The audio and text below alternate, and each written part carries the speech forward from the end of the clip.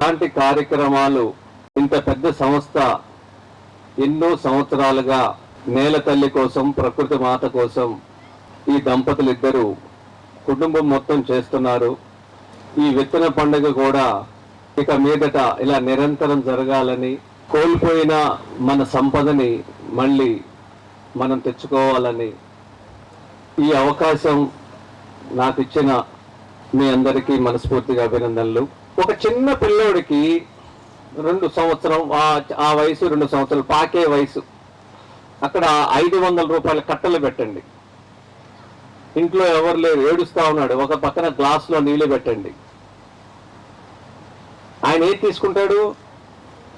నీరే తీసుకుంటాడు కదా. అంటే పిల్లాడికి తెలిసిన ఆలోచన మనకి అర్థం కావట్లేదు, నీరు అనేది విలువైనది అని.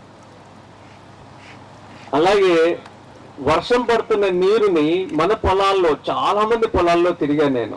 మాకు బోర్ ఎండిపోయింది అంటారు, వర్షాకాలం పనిచేస్తుంది, వేసవికాలంలో పనిచేయదు అంటారు. వాళ్ళ పొలం నుంచి వాగెళ్తూ ఉంటుంది, పక్క నుంచి వెళ్తూ ఉంటుంది. మీరు ఎవరికైనా 1,00,000 రూపాయలు అప్పు తెచ్చుకున్నారు అవసరాన్ని బట్టి, అవి మీ దగ్గర డబ్బులు వచ్చినాక ఇచ్చేస్తారు కదా. తిరిగి ఇస్తున్నప్పుడు లెక్క పెడతారా, అలా ఇచ్చేస్తారా? డబ్బు లెక్క పెట్టి వాళ్ళకి అప్పచెప్తారు. ఇలా లెక్క పెట్టే సమయంలో ఆ మధ్యలో 1 రూపాయి కాయిన్ ఉండిపోయింది. లెక్క పెడుతున్నప్పుడు కింద పడి దొర్లుకుంటూ వెళ్ళిపోతుంది. మీరు ఫస్ట్ ఏం చేస్తారు? ఇప్పుడు లెక్క పెడతారా, ఆ రూపాయి తీస్తారా? అది రూపాయి అని మీకు తెలుసు, అయినా కూడా లెక్కను ఆపేస్తారు. ముందు దాన్ని పట్టుకుంటారు వెళ్ళి. అది దొర్లిపోయి వెళ్ళిపోయి అక్కడే పడుతుంది, ఒక 2 అడుగులో 3 అడుగులో. మరి ప్రతి సంవత్సరం మీ కంటి ముందు ఇంత నీరు దొర్లుకుంటూ వెళ్ళిపోతుంది, దాన్ని ఎందుకు పట్టుకోరు? మీకు ఈ భూమండలం మీద 10 ఎకరాలు మీ పెద్దల స్థలం ఇచ్చారనుకోండి, భూమి ఇచ్చారనుకోండి, 10 ఎకరాలు మీకోసం వానదేవుడు ఆకాశంలో 10 ఎకరాలు రాసిచ్చాడు. ఆ 10 ఎకరాల నీళ్ళే మీ భూమిలో పడేది, ఇంకో చోట ఏం పడవు. వాటిని దాచుకుందామనే ఆలోచన మీకు పుట్టాలి. ఎందుకంటే నీరు లేకపోతే మనం లేము, నో వాటర్ నో లైఫ్. అందుకని నీరు అనేది ఒక విలువైన సంపద. నీరుని ఎవరు తయారు చేయలేరు. మనం ప్రతి దానికి ఫ్రెష్ వాటర్ వాడేస్తున్నారు కదా, అలా వాడకుండా వాడిన నీరుని మళ్ళీ వాడటం అనేది, చేయటం అనేది మనం అలవాటు చేసుకోవాలి. ప్రతి దానికి ఫ్రెష్ వాటర్ వాడక్కర్లా. ఇలా నేను కొన్ని ఆచరిస్తున్నాను, ఆచరించేవి మీకు చెప్తున్నాను. పాలేకర్ గారు చెప్పారు, విదర్భలో ఎప్పుడైనా ట్రైన్ ఆగిపోతే పక్కల వాళ్ళు ట్రైన్లోకి వచ్చేసి నీళ్లు నింపేసుకుంటారంట. ట్రైన్లో నీళ్లు, అవి ఏ నీళ్ళైనా పర్వాలా. అలాంటి పరిస్థితులు కూడా ఇంకా భారతదేశంలో ఉన్నాయి.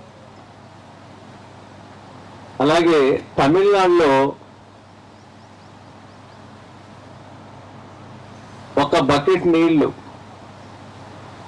1 కేజీ దోశ పిండి కొంటే, ఇడ్లీ పిండి కొంటే 1 బకెట్ నీళ్లు ఫ్రీ అని పెట్టారు 1 సంవత్సరంలో, నీళ్లు లేక. మహారాష్ట్రలో 3 సంవత్సరాల క్రితం లాతూర్లో ఒక కంటి ఆపరేషన్ చేయటానికి నీళ్లు లేక అక్కడ ఎప్పుడు 15 నుంచి 25 ఆపరేషన్ జరుగుతాయంట. ఆ శస్త్రచికిత్స చేసినాక ఆ పరికరాలను కడగటానికి నీళ్లు లేక ఎవరైతే పలుకుబడి వాళ్ళు ఉన్నారో వాళ్ళకి 5-10 ఆపరేషన్లు చేసి, పేదవారికి ఆపరేషన్ చేయటానికి నీళ్లు కడుగుతాకి లేవు. ఫంక్షన్ హాళ్ళు ఫ్రీగా ఇచ్చారు, 1,00,000 రూపాయలు ఉన్నది 10,000 రూపాయలకి ఇచ్చారు. నీళ్లు మీరు తెచ్చుకోండి, నీళ్లు మేము పెళ్లి చేసుకోవాలంటే. ఈ మాటలన్నీ వింటున్నది ఎక్కడో కాదు, మన చుట్టుపక్కన ఉన్న రాష్ట్రాల్లో జరిగింది ఇదంతా. కర్ణాటకలో అయితే గవర్నమెంట్ చెప్పింది పెద్ద బిల్డింగ్లు కడతానికి అనుమతులు లేవు, బంధువులు మీరు ఎక్కడైనా ఉండండి, భోజనాలు మేము పంపిస్తాం, ఇంటికి మాత్రం రావటానికి లేదు, నీళ్లు లేవు మాకు అని. ఈ మాటలన్నీ మన భారతదేశంలో మనం వినాల్సి వచ్చింది. ఇలాంటి మాటలు మనం ఏం వినాలో రేపు. మనకి వర్షపాతం ఏమి తక్కువ లేదు.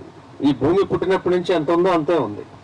కాకపోతే ఈ వర్షం అనేది సకాలంలో పడటం అనేది ఉండదు. ఇక మీదట అకాలంలో పడుతుంది. వర్షాకాలం 4 నెలలు పడాల్సింది నిన్న పడింది కదా. ఈ టైంలో వర్షం పడచ్చా? పడకూడదు కదా. ఇలా ఆ క్రమం తప్పుతుంది. ఇది మనం చేసుకున్నదే. మరి దీన్ని మనం పరిగెడుతున్న నీళ్ళని నడిపించాలి, నడుస్తున్న నీళ్ళని నుంచోబెట్టాలి, నుంచున్న నీళ్ళని ఇంకించాలి. ఇలా వాన నీటిని మనం దాచుకోవాలి. దీనికి 10% మీరు చెరువు తవ్వుకోండి. మీ పొలంలో 10% చెరువు. అది ఎప్పుడు తవ్వుకోవాలి? ఇది సరైన సమయం. ఏప్రిల్ మేలో మీరు చెరువు తవ్వుకుంటానికి, మట్టి పనులు చేసుకుంటానికి ఉపయోగం. ఇది మనుషులు చేసే పని కాదు. వాళ్ళు ఉన్న పరిస్థితిలో యంత్రాలు తప్పని పరిస్థితిలో మన యంత్రం వాడితో తప్పు లేదు. వీలైనంత వరకు మనుషులకి పని అప్పచెప్పాలి. ఇలాంటి సమయంలో మీకున్న పొలంలో ఎక్కడ స్లోప్ ఉందో చూసుకుని అక్కడ చెరువు తవ్వుకోండి. ఒక్కసారి మీరు చెరువు తవ్వుకుంటే, ఆ నీళ్లు మీరు దాచుకుంటే మళ్ళీ మీకు బోర్ అనేది ఎండిపోదు. 2 రకాలు, ప్రపంచంలో ఎన్నో రకాల నేలలు ఉన్నాయి. 8-9 రకాలు ఉన్నాయి. అన్ని చోట్ల చెరువు తవ్వితే నీళ్లు నిలబడం. భూమిని తాగనివ్వండి. మీకున్న ప్రాంతాల్లో మీరు చెరువు తవ్వారు, 10% తవ్వారు, 10 నుంచి 12 అడుగుల లోతు తవ్వండి. పెద్ద వర్షం వచ్చినప్పుడు నిండిపోతుంది. నిండిన తర్వాత నేల స్వభావాన్ని బట్టి అక్కడ 15 రోజులు, నెల రోజులు, 2 నెలలు, 3 నెలలు మాత్రమే నీళ్లు ఉంటాయి. నేలను బట్టి కొన్ని చోట్ల 6 నెలలు ఉంటాయి, కొన్ని చోట్ల సంవత్సరం ఉంటాయి. ఇలా నీరు, మనం దాచిన నీరు భూమికి తాగించాలి. భూమి మనకి తాగించిన ఎన్నాళ్ళు మనం తాగించాలి. ఎక్కడా కూడా ప్లాస్టిక్ షీటు వేయకూడదు. ప్లాస్టిక్ షీటు వేయకూడదు. ఇది ప్రకృతికి విరుద్ధం. మరి నీళ్లు తాగేస్తుందిగా, తాగనివ్వండి. మీరు మంచి ఎండలో వచ్చారు, ఇంటికి రాగానే ఒక గ్లాస్ ఇచ్చారు, ఇంకో గ్లాస్ ఇవ్వమంటారు. ఇంకో గ్లాస్ తాగినాక 3వ గ్లాస్ ఇస్తే తాగుతారా? ఎవరన్నా తాగుతారు. 4వ గ్లాసు ఖచ్చితంగా తాగరు. భూమి కూడా అంతే. భూమి లోపల తాగనిచ్చిన తర్వాత వచ్చే సంవత్సరం ఈ నీటి నిల్వలు అనేది ఇంకొంచెం పెరుగుద్ది. అలా మీకు నీటి ప్రవాహంతో పాటు అతి ధూళి కణాలు, సూక్ష్మ కణాలైన మట్టి కణాలు నీటి ప్రవాహంతో వచ్చి ఒక విధమైన సిల్ట్ ఫామ్ అవుతుంది. ఇది రాను రాను రాను పెరిగిపోయిన తర్వాత నీటిని అరెస్ట్ చేసేస్తుంది, లోపలికి ఇంకనవుతుంది. మన యంత్రాలతో తవ్వినప్పుడు భూమి పొరలన్నీ కదిలిపోతాయి. కదిలిపోయినప్పుడు సహజంగా నేల శోభాన్ని బట్టి నీళ్లు ఇంకిపోతాయి. తర్వాత ఇంకిపోదు. కానీ మొదటి సంవత్సరం కూడా మీకు బోరు ఎండిపోవటం అనేది జీవిత కాలంలో ఉండదు. ఒక్కసారి మీరు వర్షపు నీళ్లు దాస్తే 2.5 సంవత్సరాలు మీకు ఆ నీటి నిల్వలు భూగర్భంలో ఉంటాయి. దీనికి మీరు చెరువు తవ్వుతున్నప్పుడు మీ పొలంలో చుట్టుపక్కల వాళ్ళను కూడా మీరు సంప్రదించి ఈ నీటి విలువల గురించి మాట్లాడాలి. ఇలా తవ్వుకుంటే హిటాచీ కానీ ట్రాక్టర్లు కానీ కలిసికట్టుగా చేసుకున్నప్పుడు దాని ప్రభావం అనేది 500 గజాల నుంచి 2 కిలోమీటర్ల వరకు భూగర్భ జలాలు పెరుగుతాయి. మీ పక్క పొలం వాళ్ళు అందరూ కలిసి చేసుకోవడం వల్ల ఖర్చు తగ్గుద్ది, ఎక్కువ నీళ్లు దాచుకోగలుగుతారు. ఇది వర్షపు నీళ్ళతోనే సగం నిండిపోతుంది. మనకి 10 ఎకరాల భూమిలో చదువుకుంటే 10 ఎకరాల పడ్డ నీళ్ళన్ని స్లోప్ తీస్తే దాంట్లో దాచిపెడితే వర్షం నీళ్ళతోనే నిండిపోతుంది. అలా ఇంకా ఏమైనా తక్కువ పడినప్పుడు బయట నుంచి వచ్చే నీళ్ళని దారి మళ్లించి దీంట్లో నింపుకునేది చేయాలి. ప్రపంచంలో నీటిని దాచుకోవటం ఎవరైనా 2 పద్ధతులు. ఒకటి భూమి ఉపరితలం మీద చెరువు, ఎలాంటి సాయిల్లో అయినా చెరువు తవ్వుకోవచ్చు. అంటే భౌతికంగా మీకు నీరు కనపడకపోయినా భూగర్భంలో మీరు దాచిన ప్రతి పైసా కనపడుతుంది, ప్రతి చుక్క కనపడుతుంది. అందుకని భూమి ఉపరితలం మీద చెరువు ఒకటైతే, రెండోది భూగర్భంలో ఒక చెరువు కట్టుకోవాలి. భూగర్భంలో చెరువు అనేది చాలా సులువైంది. భూమి ఉపరితలం మీద దాచుకున్న నీళ్ళ కన్నా 100 ఇంతలు ఎక్కువ నీళ్ళు భూగర్భంలో మన చెరువులు దాయచ్చు. దీనికి ఇంకా లిమిట్ లేదు. మీరు ఎంత ఇస్తే అంత తీసుకుంటుంది భూమి. ఆ పద్ధతి కూడా మీరు చెయ్యాలి. మీ మనవడికి ఈ భూమి మీద నీళ్ళు ఉండాలి అనుకుంటే మీరు చేయాలి. చెరువు నిండిపోయిన తర్వాత చెరువు నుంచి 1 అడుగున్నర కానీ 2 అడుగులు కానీ పైపు ఒకటి వేయండి. 6 అడుగుల సిమెంట్ పైపు. ఫుల్ ట్యాంక్ అయిపోయిన తర్వాత ఒక చెరువు నుంచి బయటికి నీళ్లు ఎటుపోతున్నాయో చూసుకుని అక్కడ వేయండి. దానికి చెరువుకి ఒక 15-20 అడుగుల దూరంలో 8 అడుగులు బై 8 అడుగులు గుంట తీయండి. 8 అడుగులు చాలు. 8 ఫీట్ బై 8 ఫీట్ లోతు 8 అడుగులు ఈ గుంట తీయండి. ఈ గుంట తీస్తున్నప్పుడు రాతి పొర తగలకుండా ఉంటే చాలు, షీట్ రాక్ తగలకుండా ఉంటే చాలు, నీళ్ళు వెళ్ళిపోతాయి. ఈ 8 అడుగులలో మీ దగ్గర డబ్బులు ఉన్నాయనుకోండి, ఎక్కువ అంటే 10/10 తీసుకోండి చాలు. 10 అడుగులు బై 10 అడుగులు, ఇంతకు మించి అక్కర్లేదు. కానీ ఈ చెరువులో దానికన్నా 100 టైమ్స్ నీళ్ళు ఎక్కువ అక్కడ దాచిపెట్టగలుగుతాం. దీనివల్ల ఏం జరుగుతుంది అంటే, 1 టైం ఇన్వెస్ట్మెంట్. మళ్ళీ జీవితంలో మీ బోర్లు ఎండిపోవు. ఇది సభాముఖంగా చెబుతున్నాను. ఇది మీరు ఇలా ఎంతమంది చేసుకున్నారో అంతమందికి రిజల్ట్. మీ బ్యాంకులో మీరు డబ్బులు దాచుకుంటే మీదే కదా, వేరే వాళ్ళకి వెళ్ళవు కదా. అది ఎంత భరోసానో ఇది కూడా అంతే భరోసా. ఈ 10/10 అనుకుంటే చతురస్రం స్క్వేర్లో ఈ మూల మీకున్న భూగర్భ జలాలు అక్కడ నీటి మట్టాలు ఎంతలో ఉన్నాయో చూసుకుని ఇక్కడ ఒక 30-40 అడుగుల్లో ఒక బోరు వేయండి. మనం బోరు వేసేది ఇప్పుడు నీళ్లు తీసుకుంటా కాదు, నీళ్లు ఇవ్వటానికి. భూమి నుంచి నీళ్లు తీసుకున్నాం మనం బోర్ అంటే ఇన్నాళ్ళు. ఇప్పుడు నీళ్లు ఇవ్వటానికి బోర్ వేస్తున్నాం, నీళ్లు తీసుకుంటా కాదు, నేల తల్లికి నీళ్ళు ఇవ్వటానికి. ఈ మూలన ఒక 40 అడుగులకి వేయండి, ఈ మూల 60 అడుగులకి వేయండి, ఈ కింద మూల 80 అడుగులకి వేయండి, ఈ మధ్యలో ఈ చివర 100 అడుగులకి వేయండి. పుట్టి బోర్లే, నీళ్లు తీయొద్దు. సెంటర్లో 120 అడుగులకి వేయండి. ప్రతి బోరుకి లోపల గ్యాప్ 20 అడుగులు మెయింటైన్ చేయండి. ఎటు చూసినా 20 అడుగులు. ఇలా 5 బోర్లు వేయండి. దాంట్లో కేసింగ్ మాత్రం ఒకటే వేయండి. ఈ కేసింగ్ ఎంత వేస్తారు? కేసింగ్ ఎంత ఉంటుంది? 20 అడుగులు కేసింగ్ ఉంటుంది కదా. ఈ 20 అడుగుల కేసింగ్ 8 అడుగులు 10 అడుగులు లోతు అనుకుంటే, ఈ 10 అడుగుల లోపల నుంచి బాటం నుంచి, ఆ పిట్టు బాటం నుంచి భూమిలోకి ఆ కేసింగ్ మీరు వేయవలసినది 15 అడుగులు కేసింగ్ వేస్తే చాలు. 15 అడుగులు కేసింగ్ వేయాలి. 5 అడుగులు పైకి పెట్టాలి. అర్థమవుతుందా?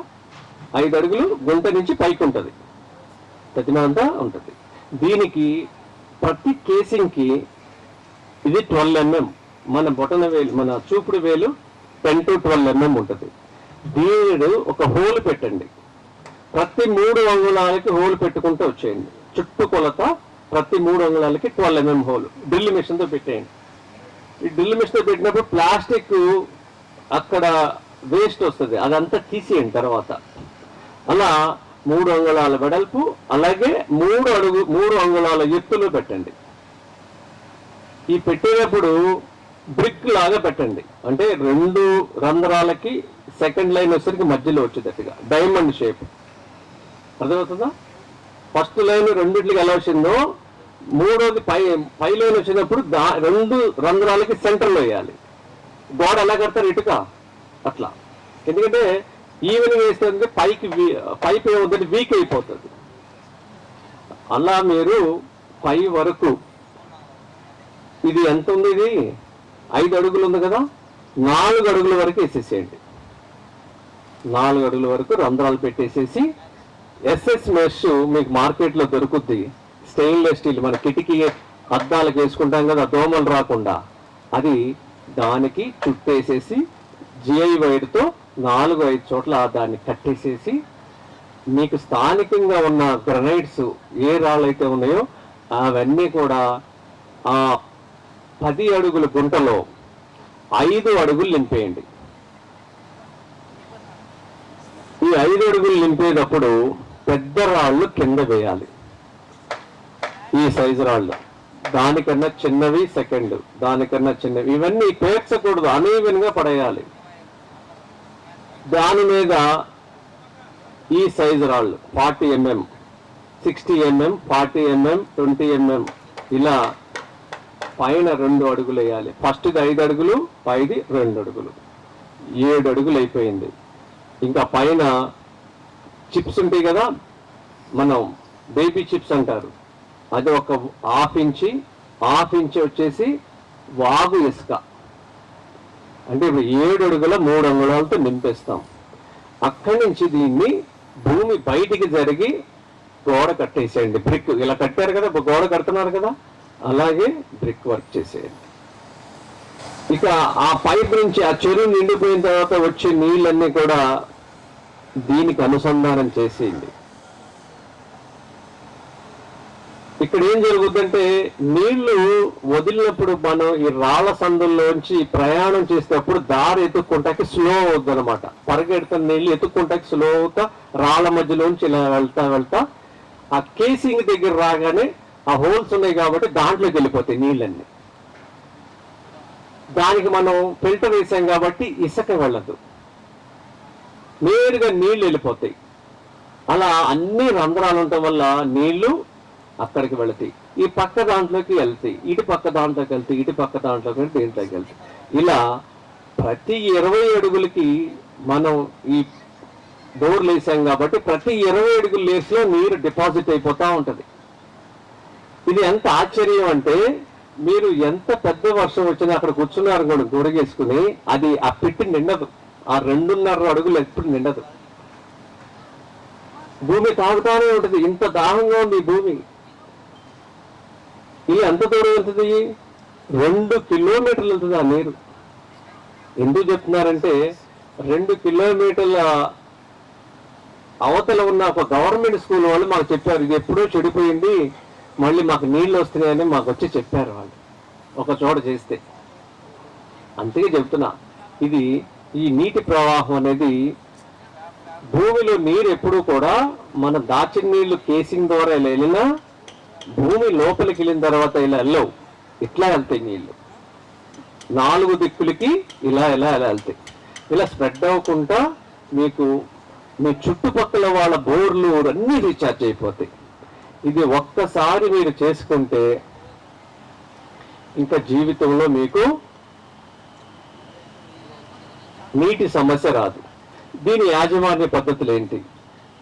ఈ పిట్టిని చాలా పవిత్రంగా మీరు చూడాలి. ఎందుకంటే వేసవి కాలంలో వేరే కాలాల్లో రాలిపోయిన ఆకులు ఊరంతా పాలిథిన్ అయిపోయింది కాబట్టి గాలిలో వచ్చే పాలిథిన్ క్యారీ బ్యాగ్స్ దాంట్లో పడటం వల్ల నీరు అనేది ఫిల్టర్ కాదు. దాన్ని ఎప్పుడు శుభ్రంగా చేసుకోవాలి. అక్కడ ఆ పిట్టిలో ఒక వినాయకుడి బొమ్మ పెట్టుకున్నారనుకోండి, రోజు పూజ చేస్తారు కాబట్టి నీట్గా పెట్టుకుంటారు. అలా ఒక విగ్రహం పెట్టుకోండి. మీరు ఏది ఉన్నా సరే మనం రేపు మాట్లాడుకోగలుగుతాం. పాలేకర్ గారి విజ్ఞానాన్న, లేకపోతే ఇంకొక వ్యవసాయాన్న ఏదైనా ముందు నీరుంటే ఏదైనా చేయగలుగుతాం. పాలేకర్ గారి జ్ఞానం అయితే ఇచ్చారు మనందరికీ, కానీ పాలేకర్ గారు నీరు ఇవ్వలేరు. అది ప్రకృతి ఇవ్వాల్సిందే. దాన్ని దాచుకుందాం అనే ఆలోచన మనకు రావాలి. వస్తేనే రేపు మనం ఉండగలుగుతాం.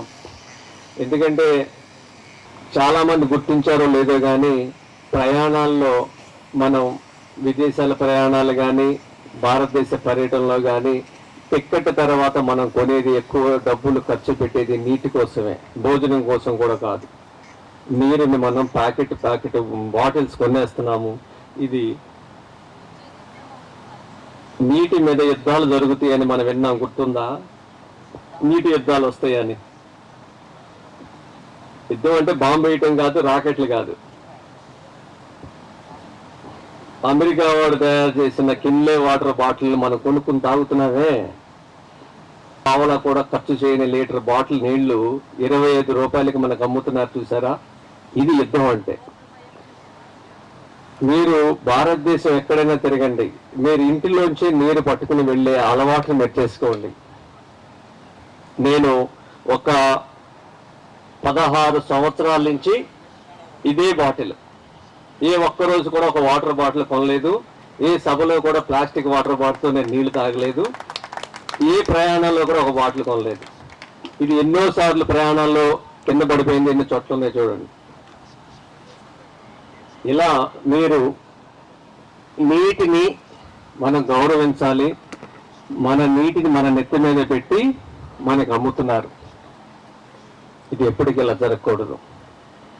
అందుకనే మన ప్రకృతి గురించి మాట్లాడుతున్నామంటే మనం ఖచ్చితంగా అన్నీ ఆచరించాలి. ఇది ఈ భూమి మనుగడ ఉండదు. ఈ భూమి తరహా ఇంకో భూమే లేదు. ఖచ్చితంగా ఇక్కడే బతకాలి, భూమిని బతికించాలి. మన భవిష్యత్ తరాల గురించి మనం ఆలోచించాలి. నా పొలంలో పాలేకర్ గారి సిద్ధాంతం ప్రకారం 20% చెరువు తవ్వుకున్నా, ఆయన చెప్పింది 10%. నాకు సుమారు 2 చోట్ల కలిపి, వికారాబాద్లో కృష్ణా జిల్లా నాది, 2 చోట్ల కలిపి ఒక 150 నుంచి 200 ఆవులు ఉంటాయి. ఏ ఒక్కరోజు కూడా నీటి కోసం నేను ఇబ్బంది పడలా. 15 మంది ఉంటారు ఒక్కొక్క చోట గోపాలకులు. ఎవరో ఒకరు అతిథులు వస్తూ ఉంటారు, ఒక 5 మంది. 20 మందికి స్నానాలకి, ఆవులకి, ఇతర అవసరాలకి ఈనాడు నాకు చెరువు ఉండటం వల్ల నీటి ఇబ్బంది రాలేదు. అంటే నీరుని దాచుకుంటే ఇక మనం ఏదైనా చేయగలుగుతాం. ఇవాళ కాకపోతే రేపైనా ప్రకృతి వ్యవసాయం చేస్తాం, కానీ నీరే లేకపోతే మీ ఇళ్లల్లో ఎవరైనా బంధువులు కానీ ఎవరైనా వస్తే, అతిథులు కానీ, కూల్ డ్రింక్ తాగుతున్న వాళ్ళు కానీ, కూల్ డ్రింక్ తీసుకొస్తున్న వాళ్ళు ఎంతమంది ఉన్నారో చేతులు ఎత్తండి. నిజంగా ఎత్తాలి మీరు. ఇది ఒక మంచి స్థలం. ఇది మీరు ఈ కూల్ డ్రింక్ తాగే వాళ్ళు ఎవరైతే ఉన్నారో, మీరు ఈ దేశాన్ని, గంగని అవమానిస్తున్నారు. ఇవి మీరు ఎన్నడూ తాగకూడదు, మీరు ఎవరికి ఇవ్వకూడదు. ఎవరైనా ఆఫర్ చేసినా తాగమని చెప్పాలి. మన భారతదేశం యొక్క అసలు సిసలైన శీతల పానీయాల లిస్టుని మీకు చెప్తా. ఈ టైంలో ఉగాది నుంచి ఇప్పుడు వరకు పచ్చి మామిడికాయ జ్యూస్ తీస్తారు, తెలుసు కదా?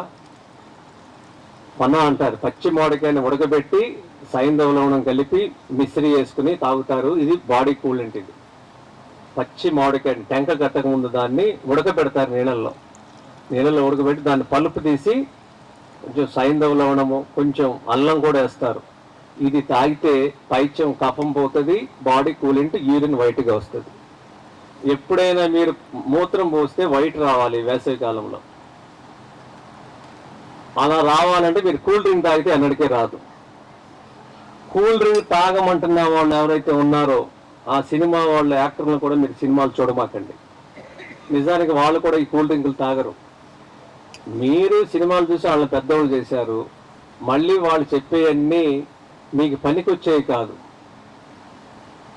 స్వాభిమానాన్ని పెంచుకోవాలి. భారతదేశం యొక్క సంపదలు ఇవన్నీ. మన నదులన్నీ పాడు చేసుకున్నాం, నీరు కొనుక్కుని తాగుతున్నాం. భవిష్యత్తులో పండగలు వస్తే తడిబడితో తుడుచుకోవాల్సిన రోజు వస్తుందేమో మరి, ఇలాగే కొనసాగితే.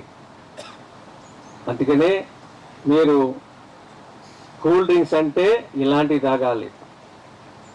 అలాగే ననారి అని ఉంటుంది, శ్రీశైలం అడవుల్లో దొరుకుతుంది, సుగంధ పాలు అంటారు. దాన్ని వడబోసి కడిగి మరిగించి దాన్ని తాగితే మంచి ఫ్లేవర్ వస్తుంది, మట్టి వాసన వస్తుంది. అది ఇసాబ్ గోల్, దేశీయ ఆవు పాలు, మజ్జిగ, కొబ్బరి నీళ్లు, నిమ్మరసం, ఇవన్నీ మన భారతదేశం యొక్క నిజమైన శీతల పానీయాలు. మీరు ఇలాంటి కార్యక్రమానికి వచ్చి లీలా లక్ష్మీరెడ్డి గారు ఇంత అద్భుతమైన కార్యక్రమం చేసి అసలు సిసలైన ప్రకృతి ప్రేమికులు మీరంతా, మీరు కూల్ డ్రింక్ తాగుతున్నారని చేతులు ఎత్తే నాకు చాలా బాధ అనిపించింది. ఇలాంటి వాళ్ళు ఇక్కడికి వస్తారని అనుకోలే నేను. ఏ ఒక్కళ్ళు కూడా తాగకూడదు అది కూల్ డ్రింక్. మన సంపద కాదు ఇది, మన డబ్బులు కాదు, మన వ్యవహారం కాదు, మన సంస్కృతి అంతకన్నా కాదు. మన డబ్బులు ఎక్కడికి వెళ్తున్నాయి? చిన్న చిన్న గ్రామాల్లో చిన్న చిన్న పిల్లల చేతులకు వచ్చేసినాయి ఇవన్నీ. ఇవి మీరు ఇక్కడి నుంచి తాగకూడదు.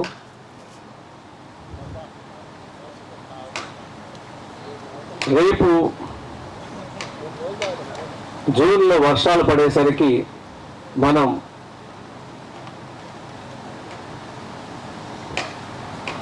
సుభాష్ పాలేకర్ కృషి వ్యవసాయ విధానాన్ని మొదలు పెడదామని ఎవరైనా మీరు అనుకుంటే బెస్ట్ మోడల్స్ నేను చూపిస్తాను. బాబు వేణు, ఈ 5 లేయర్ మోడల్ చేస్తున్న వాళ్ళు బెస్ట్ ఫార్మర్స్ నెంబర్స్ నేను ఇస్తాను. మీరు చూడండి, ఈ ఏప్రిల్ మేలో చూసి జూన్లో పని మొదలు పెట్టండి. ఇది ఎంత సులువు అంటే, వరి పండించే దాంట్లో 5% మించి నీళ్ళు అవ్వం. మనం వరిని ఎక్కువ పండిస్తున్నాం, అవసరానికి మించి పండిస్తున్నాం. అసలు చాలా మంది వ్యవసాయం అంటే వరి అనుకుంటారు. వ్యవసాయం అంటే వరి అంటే, వరి అనేది ఒకటే కాదు వ్యవసాయం. మన ప్లేట్లో, మన కంచంలో, మన ఇస్తరాకులో ఎన్ని రకాల వంటలు ఉన్నాయో అవన్నీ మనం పండిస్తేనే సంపూర్ణమైన వ్యవసాయం. కానీ వరి పండిస్తే అది వ్యవసాయం కాదు. వరి పండిస్తే అది విధ్వంసం ఈ భూమికి. మీ ఇంటికి ఎంత కావాలో, మీ అవసరాలకు ఎంత కావాలో, మీ బంధువులకి మిత్రులకి అంత మాత్రమే వరి పండించాలి. మిగిలింది మాత్రం ఒక్క గింజ కూడా మీరు వరిని పండించకూడదు, అమ్మటానికి అసలు చేయకూడదు. వరి ఇంతగా మనం పెంచేశాం. ఈ వేసవిలో బోర్ల కింద వరి వేయటం ఇంకా విధ్వంసం. చేయకూడదు ఈ పని. భారతదేశం మొత్తం సుభాష్ పాలేకర్ గారితో ఈ 16 సంవత్సరాల్లో నేను తిరిగాను. అద్భుతమైన మోడల్స్ చూశాను. మన రాష్ట్రంలో కూడా చేసే వాళ్ళ నెంబర్లు మీకు ఇస్తాను. దయచేసి నిజంగా మీ మనవాళ్ళకి, కొడుకులకి ఏమైనా పెట్టాలి అనుకుంటే ఇలాంటి ఆహారం మీరు ఖచ్చితంగా ఇంటి మందం కోసం చేయండి. అమ్మటానికి మాత్రం చేయొద్దు, అమ్మటానికి పని చేయొద్దు. మీరు తినటానికి పని చేసుకోండి. ఇది ఒక అద్భుతమైన జీవన కళ. ఇక్కడ మీరు గడపడం అనేది మీ ఆరోగ్యం. తింటే వచ్చేది 50% ఆరోగ్యం. ఇలాంటి పళ్ళు తింటే వచ్చేది 50%. ఆ పొలంలో పాదం పెడితే వచ్చేది 50% ఆరోగ్యం. ఏం తినకుండానే మీకు ఆరోగ్యం వస్తుంది. అది చూస్తేనే చాలు. ఉదయానికి సాయంత్రానికి మార్పు వచ్చేస్తుంది పంట పొలాల్లో. ఇవి ఒక 3 నెంబర్లు. ఈ నమూనాని 5 దొంతల నమూనా గురించి చెప్పేటప్పుడు ఆ రైతుల నెంబర్ నేను ఇస్తాను. వీళ్ళందరూ పెద్ద స్థాయిలో ఎవరో చేయట్లా. వీళ్ళందరూ కూడా చాలా పెద్ద పెద్ద సంపన్నులు నేను చెప్పేవాళ్ళు. ఒక ఆయన స్కూల్ టీచరు, స్కూల్స్ ఉన్నాయి ఆయనకి. ఆయన పేరు రాజవర్ధన్ రెడ్డి. కొత్తకోటలో స్కూల్స్ ఉన్నాయి. పెద్ద వ్యాపారి, పెట్రోల్ బంకులు ఉన్నాయి. ఇది కాకుండా భారతీయ జనతా పార్టీలో ఒక కీలకమైనది జిల్లా స్థాయిలో పనిచేస్తున్నారు. అంత బిజీగా ఉండి కూడా వాళ్ళ కొడుకులకి, మనవాళ్ళ కోసం ఆయన ఒక 2 ఎకరాలు స్టార్ట్ చేశారు. ఇది ఇంకొక 2 ఎకరాలు రీసెంట్ గా స్టార్ట్ చేశారు. మొత్తం 4 ఎకరాలు ఉంది 5 లేయర్ మోడల్. నేను కిందటి జూన్లో ఒక బాక్స్ మార్కింగ్ చేసి స్టార్ట్ చేసి వచ్చాను. ఆయన దాన్ని అర్థం చేసుకుని ప్రతి నెల 2 రోజులు అక్కడ సుభాష్ పాలేకర్ ప్రచారక్ ఎలా చేయాలి అనేది గ్రామ స్థాయిలో దానికి ఆయన శిక్షణ కూడా ఇస్తున్నారు. 2 రోజులు ఒక నైట్ అంతా అక్కడే ఉండాలి, పొలంలో పని చేయటం, అంతర పంటలు ఏం చేశారు, ప్రధాన పంటలు ఏమున్నాయి, భూమిలో వచ్చే రూట్ క్రాప్స్ ఏమున్నాయి, అన్నీ కూడా మీరు చూడవచ్చు, వెళ్ళి స్వయంగా చూడవచ్చు. ఒక ఎకరంలో 2 లక్షల నుంచి 3 లక్షలు మొదటి సంవత్సరమే తీయచ్చు. ఇది ఓపెన్ ఛాలెంజ్, మీరు వెళ్ళి చూస్తే అర్థమవుతుంది. ఆయన నెంబర్ మీకు ఇస్తాను. మీరు అందరూ వెళ్ళేటప్పుడు ఏం చేస్తారంటే, ఎవరికి వాళ్ళు ఫోన్లు చేయొద్దు దయచేసి. వాళ్ళు పొలం పనిలో ఉన్నప్పుడు చాలా ఇబ్బంది పడుతున్నారు. ఇక్కడ ఎవరైనా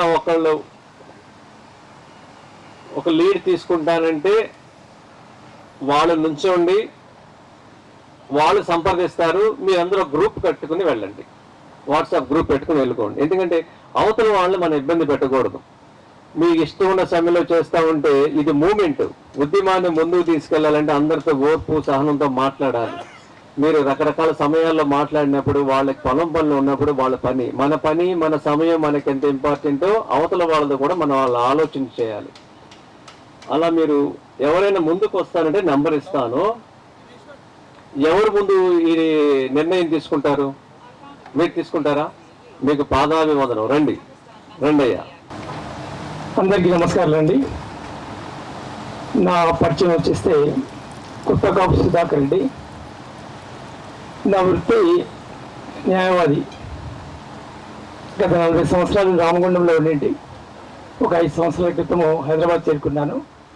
నేటివ్ నది మహబూబ్నగర్ డిస్టిక్. ఇక్కడ భూత్పూర్ దగ్గర నాకు వ్యవసాయ క్షేత్రం ఉంది, అక్కడ వ్యవసాయం చేస్తున్నాను. ఇందాక గురువు గారు చెప్పినట్టుగా రాజవర్ధన్ రెడ్డి గారు నా క్లాస్మేట్ అండి. మొబైల్ నెంబర్ వచ్చేసి 98492 44775 939356 939356 7567. ఇది జడ్చర్ల దగ్గర నుంచి ఇంకా లోపలికి వెళ్ళాలి, ఈర్లపల్లి. మీకు వివరాలని చెప్తారు. అలాగే శంకరపల్లిలో సాయి సుమన్ 9299158277. సాయి సుమన్ శంకరపల్లి దగ్గర. ఆయన 4 బాక్సులు పెట్టుకున్నాడు. 2 years బ్యాక్ నేనే ఇచ్చేసి చూపించాను.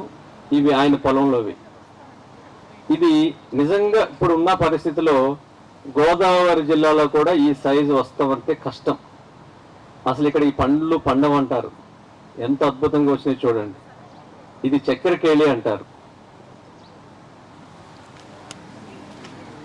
4 బాక్సులు పెట్టినాడు. 60x60 4 బాక్సులు పెట్టినాడు. 60x60 అంటే 60 అడుగులు బై 60 అడుగుల్లో 81 చెట్లు వస్తాయి.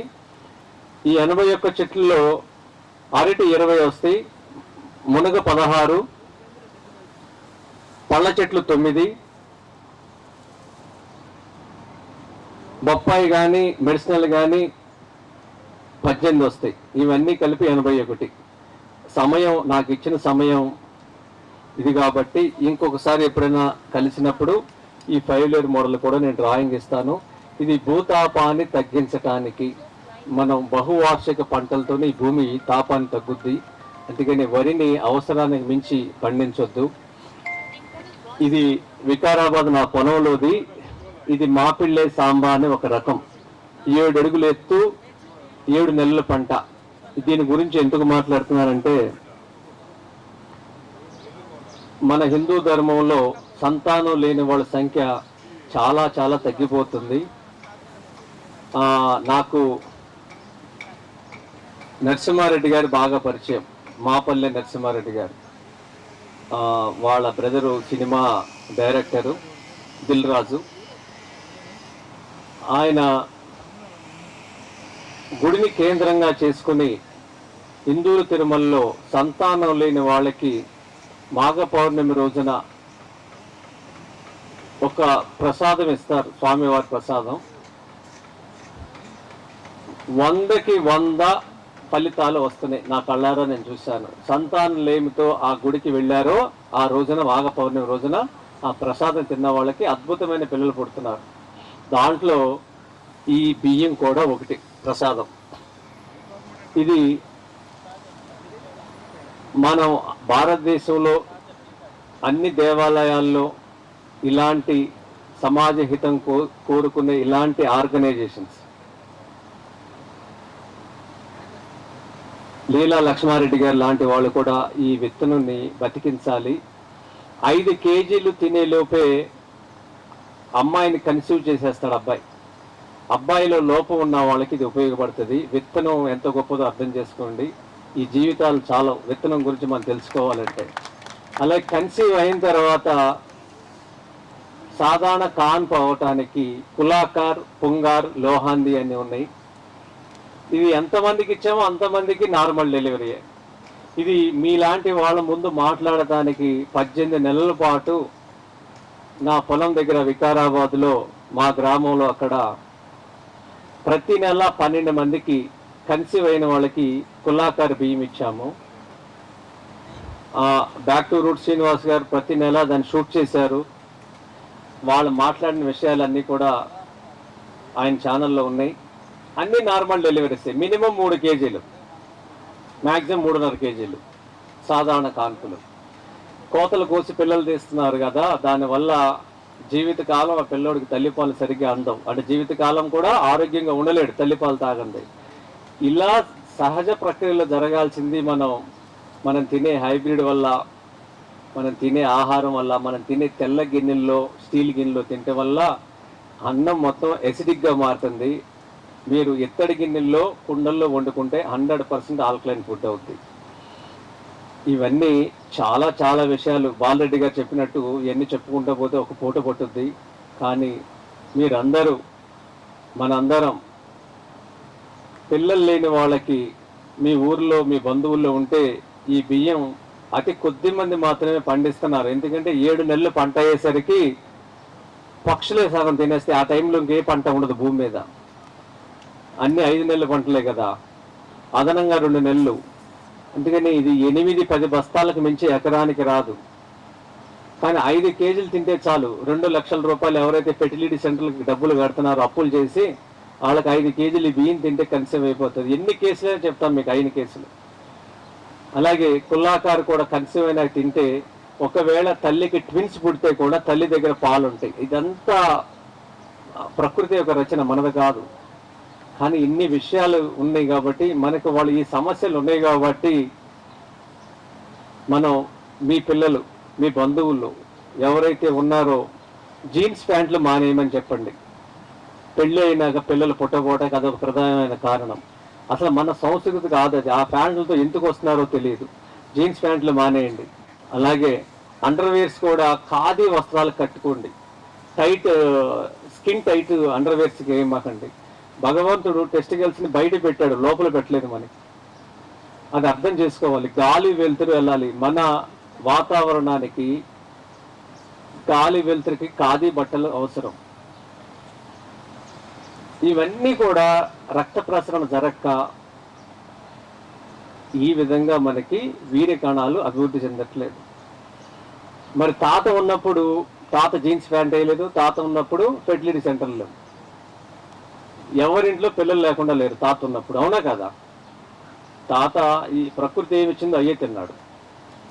మళ్ళీ ఇవన్నీ మనం చేయాలి. మళ్ళీ కలుద్దాం. ఈ అవకాశం ఇచ్చిన లీలా లక్ష్మారెడ్డి గారి దంపతులకి, వారి సిబ్బందికి, అలాగే మీ అందరికీ ధన్యవాదాలు. నాకు బాలరెడ్డి గారు చాలా ఏళ్ళ నుంచి పరిచయం. ఆయన సాక్షిలో రిపోర్టర్గా ఉండేవారు. ఫోటోగ్రాఫర్ కదండి, ఫోటోగ్రాఫరు, రైటర్, మొత్తానికి ఆర్టికల్స్ రాస్తూ ఉండేవారు. ఇదంతా 20 ఏళ్ళ క్రితం. అట్లా మా షాపుకి వచ్చి నా స్టోరీ ఒక ఆయన రాస్తే ఆయన ఫోటోలు తీశారు. అలా బాదం పాలతో నాకు ఆయన పరిచయం. ఆయన ఇప్పుడు పెద్ద వ్యవసాయ క్షేత్రం, ఎంతోమందికి ఈ అరుదైన పళ్ళ మొక్కలు, భూమిని చెట్లతో గొడుగులాగా తయారు చేసి ఎంతోమంది ఇళ్లల్లో పొలాల్లో ఆయన మహావృక్షాలు నాటించారు. ఆయనతో నాకు ఎన్నో ఏళ్ళ నుంచి పరిచయాలు ఉన్నాయి. ఆయన ఈ కార్యక్రమానికి రావడం నాకు చాలా సంతోషం. ఈ అవకాశం ఇచ్చిన మీ అందరికీ మనస్ఫూర్తిగా మరొకసారి అభినందనలు, ధన్యవాదాలు.